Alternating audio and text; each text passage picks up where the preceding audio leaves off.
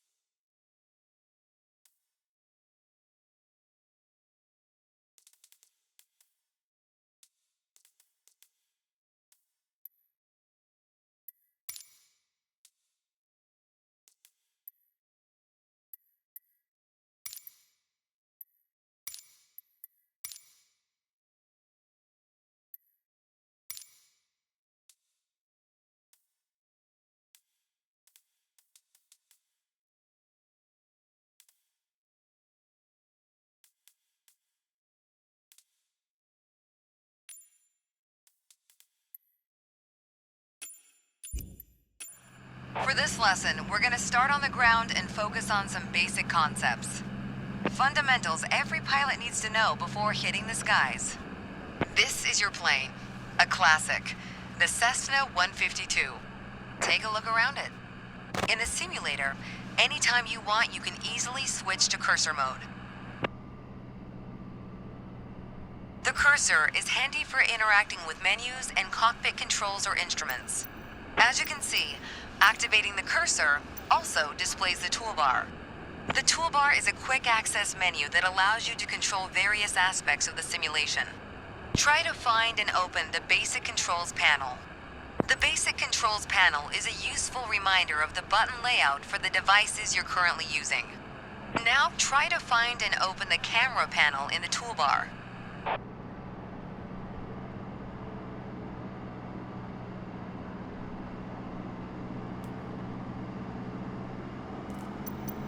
The Camera panel allows you to access the various views and camera modes of the simulation. Go ahead and close all the panels for now. Right now, we are in the external view mode. Let's switch to cockpit view next.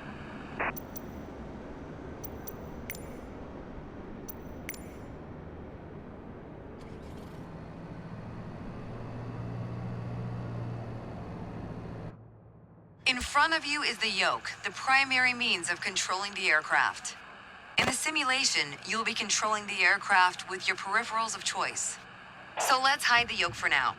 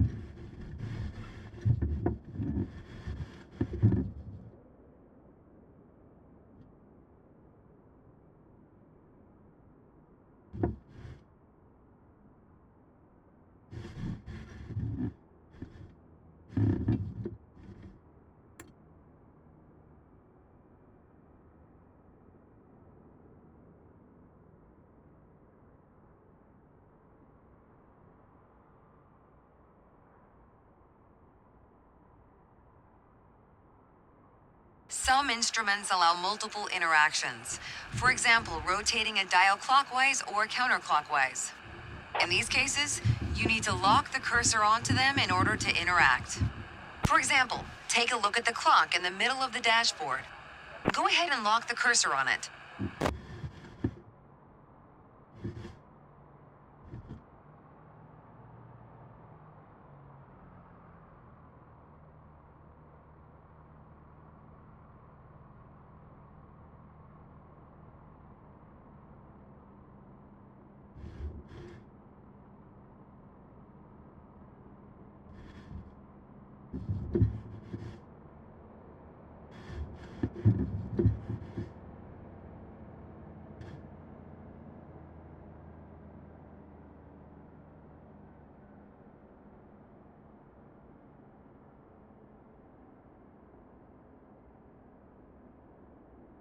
Now change the clock time.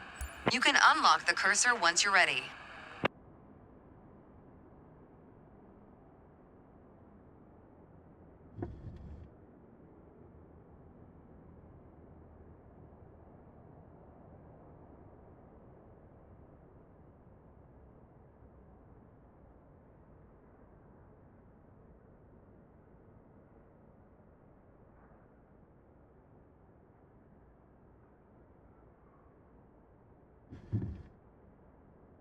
For now, we're done with the cursor, so go ahead and hide it. Alright, as we've seen, when you want to look around you, it's easy to rotate the camera. But you can also move it freely in the cockpit to get a better view of anything you want to see.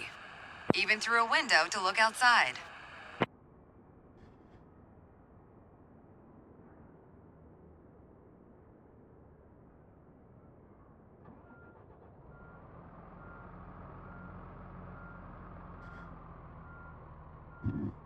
Pro tip, once you find a camera position you like, you can save a shortcut to easily get back to that view anytime.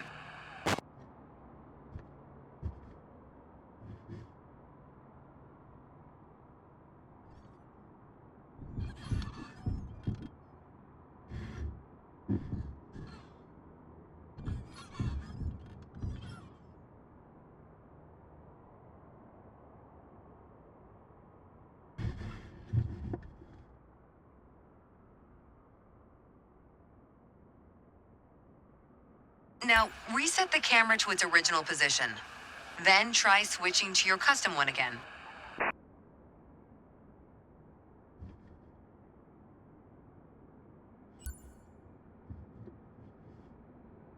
Alright, that covers all the main camera functions available in the simulation. Try to familiarize yourself with them a bit more. Then reset the camera to its original position whenever you're done.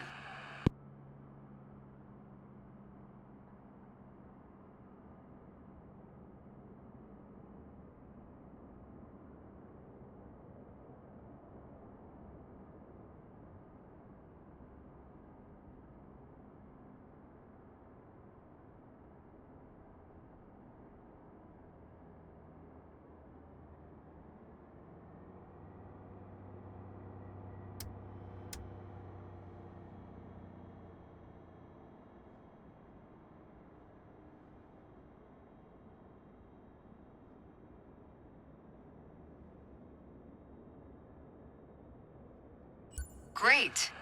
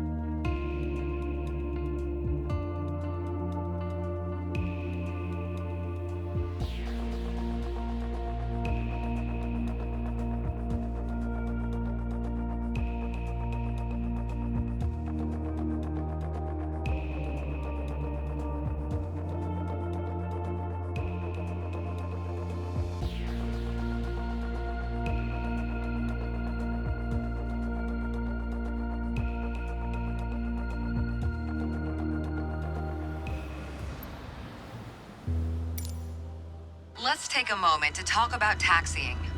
Taxiing refers to moving the aircraft on the ground under its own power. In particular, getting from the ramp out to the hold short point on the edge of the runway.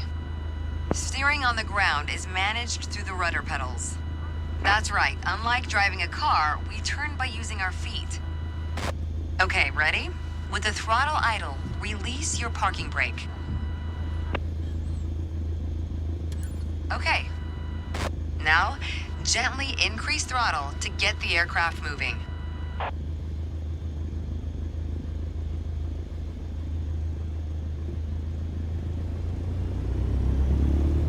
Go easy on your throttle. Use your rudder pedal to turn left and enter the taxiway. As you increase power, watch the tachometer and make sure to stay around 1,000 RPM. Watch your speed. Unfortunately, one of your wheels crossed out of the taxiway.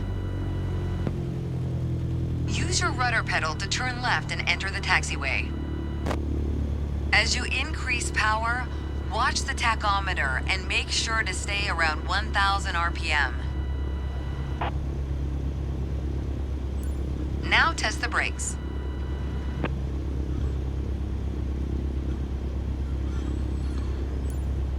Good. Brakes checked. Taxi to the next exit, then come to a stop. Remember to control your speed with throttle and brakes. See the crossing in front of us? Stop before it as if traffic was coming off the runway.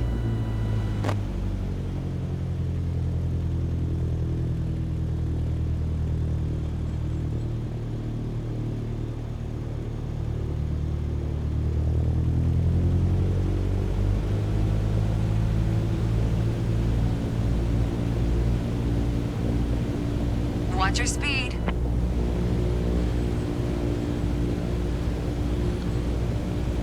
Unfortunately, one of your wheels crossed out of the taxiway.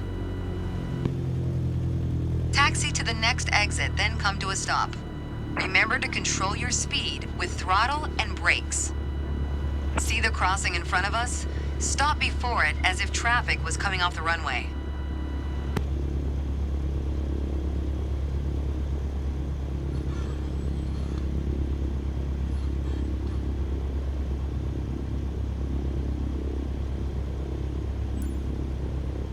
Unfortunately, one of your wheels crossed out of the taxiway. All right, taxi to holding point Alpha 1 next. It's at the far end of the airport near the head of runway 21. Stay as close as possible to the taxiway center marked by the yellow line, and watch your speed.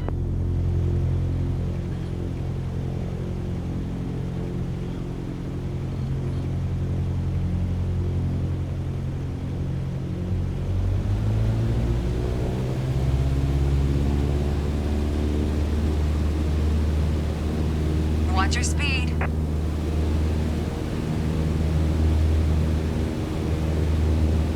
Watch your speed.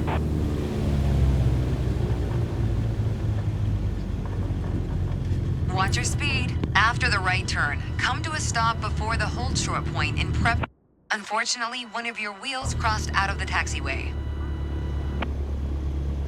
All right, taxi to holding point Alpha 1 next. It's at the far end of the airport near the head of runway 21. Stay as close as possible to the taxiway center marked by the yellow line, and watch your speed.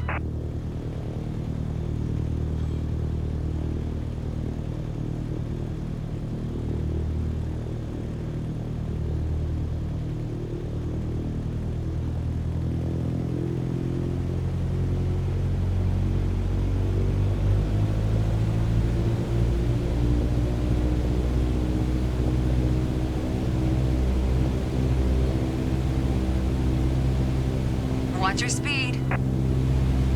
Watch your speed.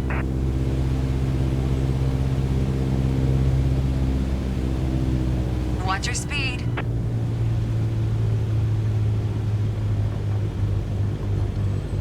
Watch your speed. After the right turn, come to a stop before the hold short point in prep for takeoff.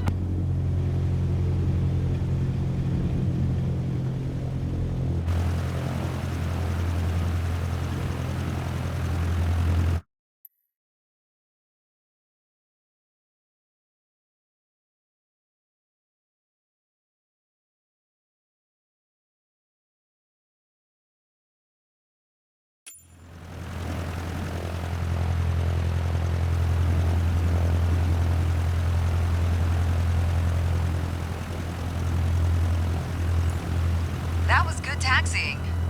The next challenge will be to keep the aircraft under control while at full throttle for takeoff.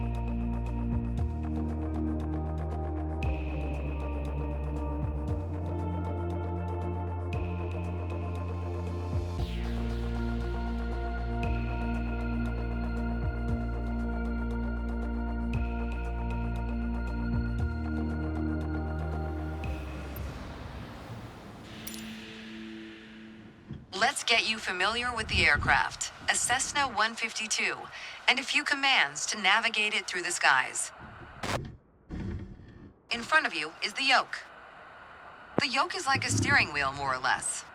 Turn it left or right to control the ailerons and bank the aircraft into turns. Look at the trailing edge of the wings while turning the yoke to see the effect on the ailerons.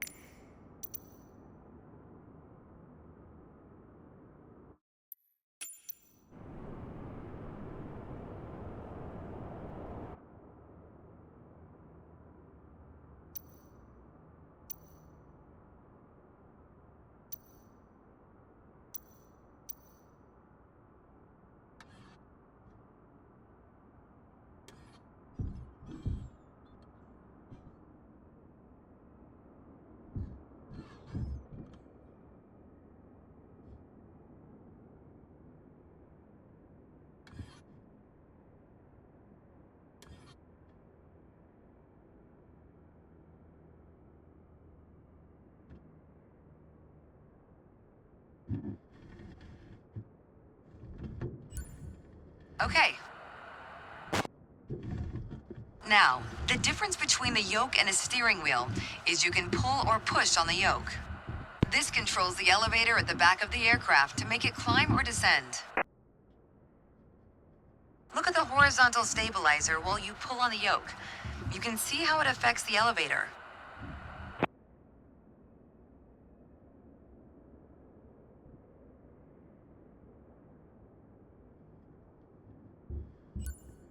Nice. Down at your feet are the rudder pedals. They steer the aircraft when you're on the ground. The upper part of the pedals also control your brakes. In the air, they control the rudder at the end of the vertical stabilizer to yaw the aircraft. This is mostly for small corrections, for coordinating turns or compensating for a plane's tendency to pull left during takeoffs and climbs. Look at the vertical tail while operating the pedals to see the effect on the rudder.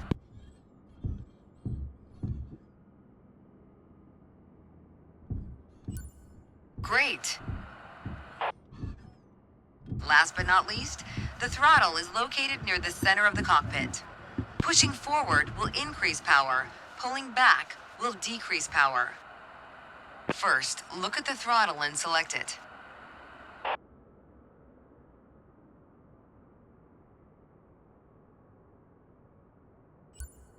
Keep it selected and push it forward to increase power. Power is increased. Now pull it back to decrease power.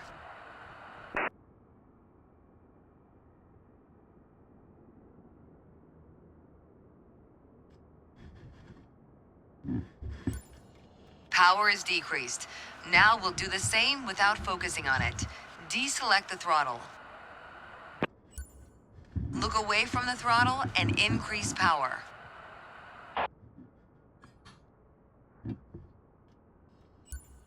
Set your throttle to idle. Excellent. When the engine is on, you'll be able to see the power change on your RPM indicator. You'll find it on the right side of the dashboard.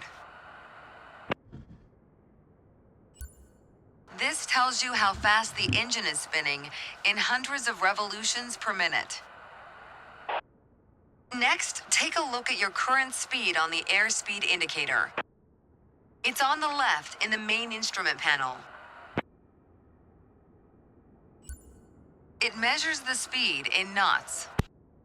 To check your altitude, look to the altimeter. It's on the right side of the main instrument panel. The altimeter has 3 hands, similar to a clock. The long, thick pointer indicates 100-foot intervals. The short, thick one is 1,000-foot intervals, and the long, thin one, 10,000-foot intervals. That's all for today. Next time, we'll see how it feels in the air.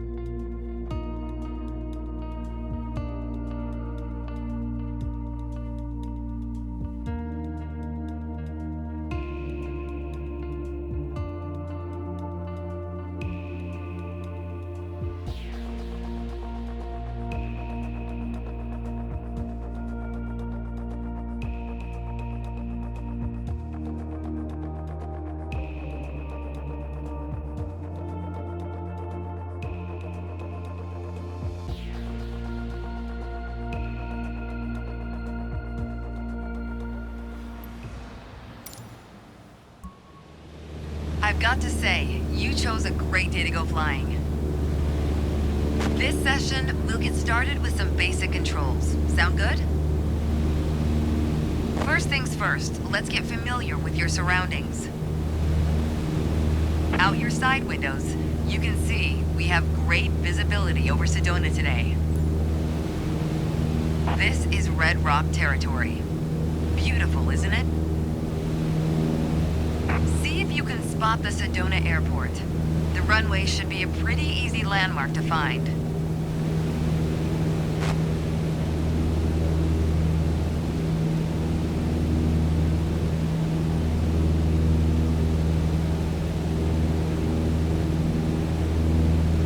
There you go. Visual confirmation on the airport.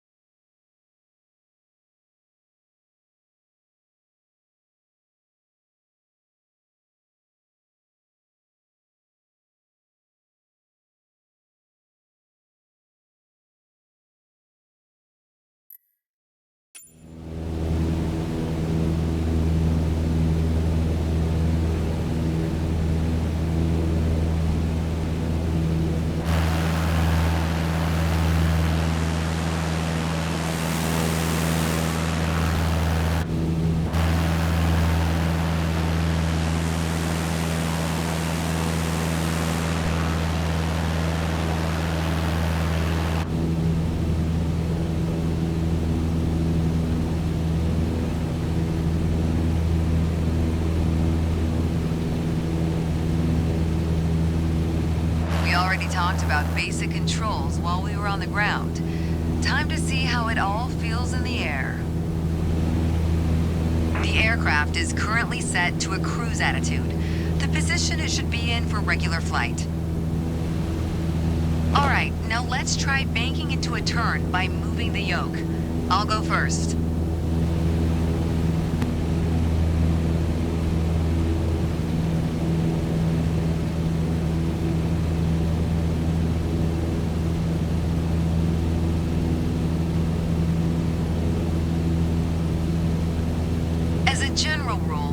always want to keep your turns under 30 degrees.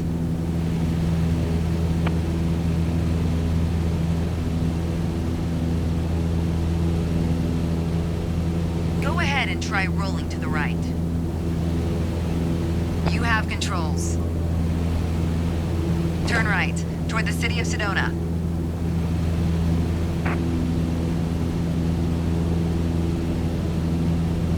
Make sure any control movements are soft and gentle. As we're flying towards Sedona, let's try climbing up and down. Gently pull on the yoke to climb. Give it a try.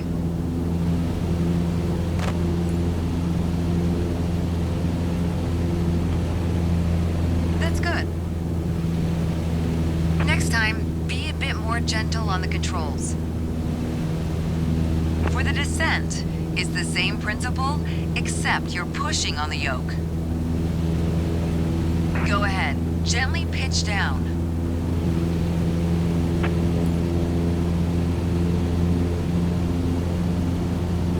That's good. Okay, time to find the airport again. Look around, and when you found it, make a turn in that direction.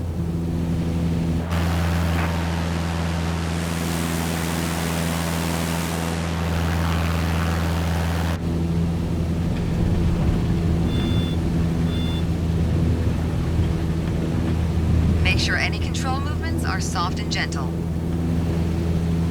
Now that you're more familiar with the aircraft and the surroundings, the next step is to go deeper into handling and techniques. Soon enough, you'll be able to enjoy trips all on your own.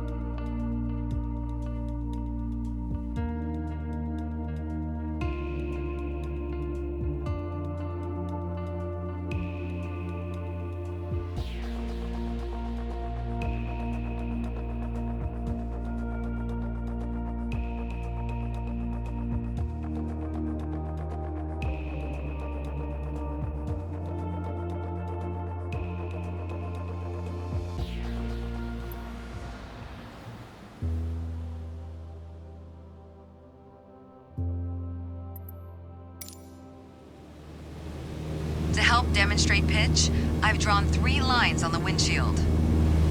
Notice how the middle line matches the horizon while we're flying level. This is the cruise attitude. The lower dotted line is the climb attitude, and the upper one is the descent attitude. Let's dig deeper into what that means. Pull back gently on the yoke until the climb attitude line matches the horizon. Then maintain that attitude. You put your plane in a dangerous situation. Pull back gently on the yoke until the climb attitude line matches the horizon. Then maintain that attitude.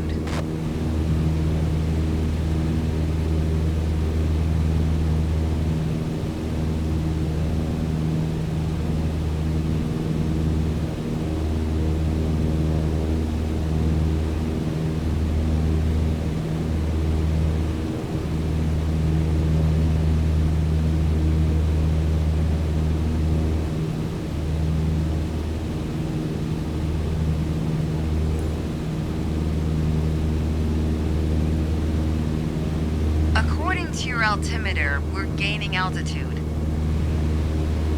But we're losing airspeed, proving you can't avoid basic physics while making a climb.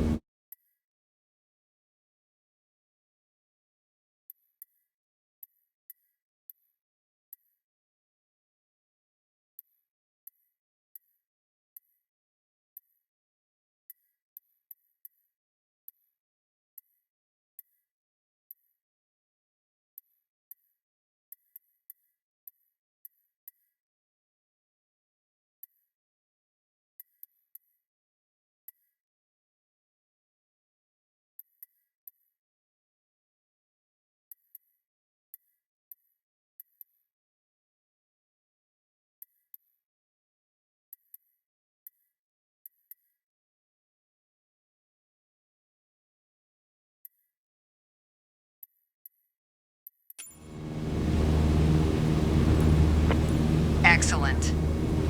Now let's level back out.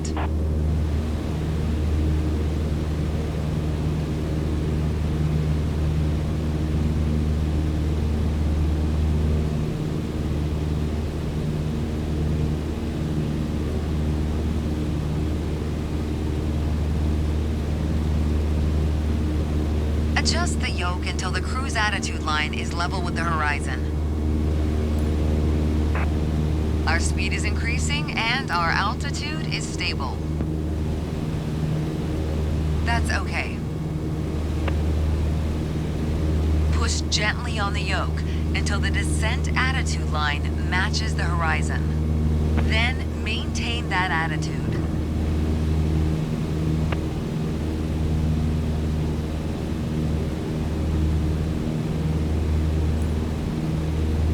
As expected, with a nose-down attitude, our altitude is decreasing, while our speed is picking up.